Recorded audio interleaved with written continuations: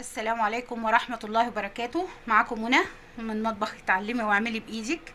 هنعمل النهاردة فراخ مشوية، فرخة مشوية يعني. هوريكم التتبيلة ونتبلها ونسيبها 24 ساعة في التلاجة، وتاني يوم بإذن الله نبتدي نشويها. لو انت عايزة هتستعمليها في نفس اليوم، يبقى تسيبيها 6 ساعات في التلاجة في التتبيلة بتاعتها، بس يستحسن ان انت تخليها 24 ساعة. هنبدأ مع بعض. الخلاط ماشي اهو، تحطي فيه قطايه وفلفل، فلفلايه حامي اهي، مش عايزه الفلفل عادي. بصله، عندك هنا التوابل. بصي، دي توابل فراخ من عند العطار، وبودرة بصل وتوم وفلفل اسود وبابريكا وجنزبيل كزبرة. دي التوابل اللي هي المشكلة اللي انا عملتها معاكم، بسيب لكم الرابط تحت. وده الملح. تمام، هنحطهم هنا. عندنا ليمون اهو، معلقة كبيرة. عندنا شوية خضرة برضو. خلاص، هنبتدي نحط مية، كوباية مية، عشان بس الخلاط ايه يتحرك. هنبتدي نضربهم مع بعض.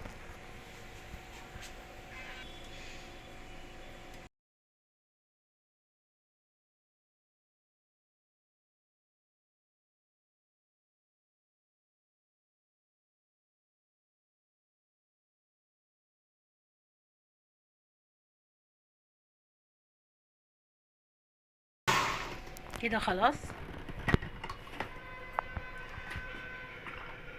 هنيجي بقى هنا، دي معلقتين من صلصة الشوي اللي انا عملتها برضو. هبقى اسيب لكم الرابط تحت بتاع الايه، التوابل وبتاع صلصة الشوي. عندنا هنا الفرخة، طبعا انتي غسلاها كويس ومنقوعة في ليمون وخل. هتجيبي كده وتقومي عاملاها خروم في الصدر اهي، من كل حتة كده، وبرده في الافخاد.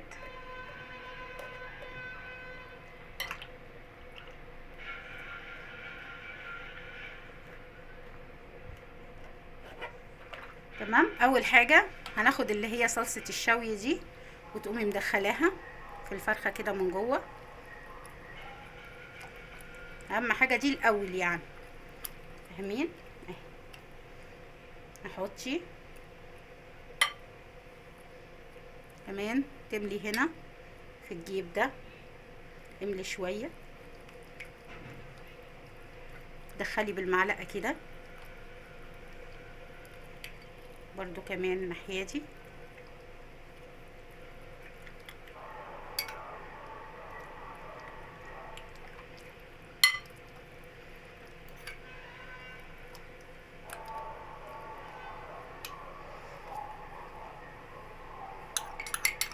بعد كده بقى هنقوم حاطين عليها الايه، الخلطة اللي احنا عاملينها في الخلاط اهو، شايفينها؟ قومي بقى حطاها، والله ريحتها جميلة جدا اهي. يعني اغمسيها كده تبقى مليانة عشان ينزل يبقى فيه تحت كمان اهي، شايفاها؟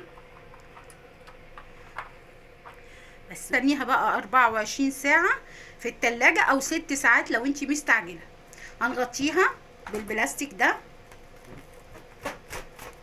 شوية اهو، وتشيليها في التلاجة.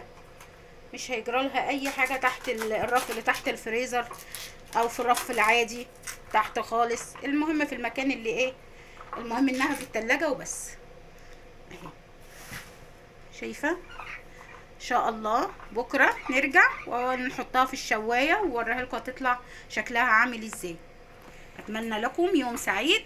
لو اول مرة تشوفي قناتي اعملي لي سبسكرايب وفعلي الجرس، ونرجع تاني بعد 24 ساعة عشان نشوي الفراخ. ورجعنا تاني يوم اهي، بعد 24 ساعة في المحلول بتاعها في النقع. فهنبتدي بقى نركبها في ده وندخلها في الشوايه. هنبتدي هنا نركبها الاول اهو، تشيلي الاول الحاجه دي اللي عليها عشان ما تنحرقش ايه على طول يعني، تاخد سواها. شايفين لونها عمل ازاي من الايه التوابل اهو. طبعا عندي هنا الحاجات بتاعتها اهي بنحطها جواها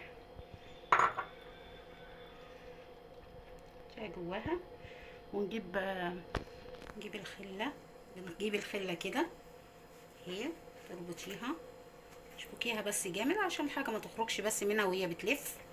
تمام اهي. نجيب التانية برضو كده في الجلد مش في الدهن. ونقوم قافلينها جامد. تمام اهو. شايفين؟ هنشيل بس برضو دول كده عشان بس ما تنحرقش ايه وما تبقاش استوت. خلاص اهو. هنبتدي نركب ده، نبتدي نركبها اهي. تدخليها تزنقي المشبكين كده فيها جامد. خلاص جيبي المشبك التاني اهو، بتركبيه برضو وتزنقيه جامد كده. تيجي تقفلي. تمام. هي بقى تلف في جوه في الفرن وهتتشوي. وما تخرج اوريها لكم شكلها عامل ازاي.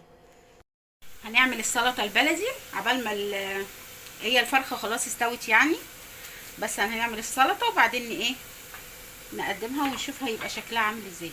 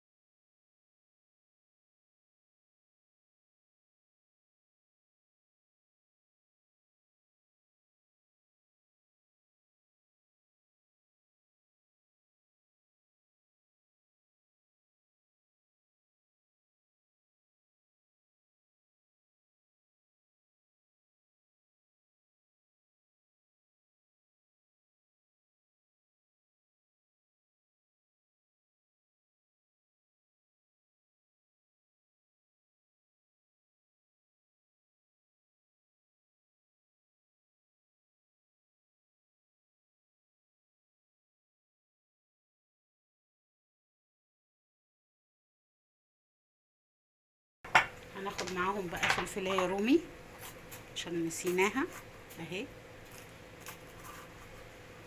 طبعا كل الخضار ده مغسول. خلاص انا ما عنديش خيار فمش مهم يعني متعطليش نفسك عشان ما فيش خيار.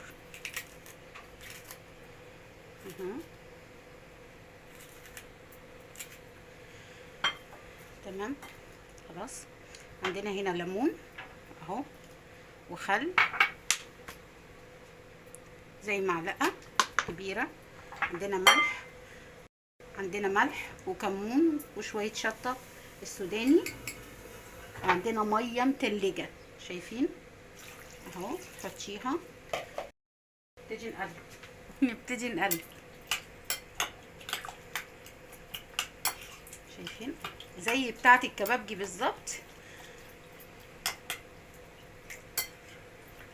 اهو، بس من غير خيار ومن غير خضره لاني ما عنديش بصراحه.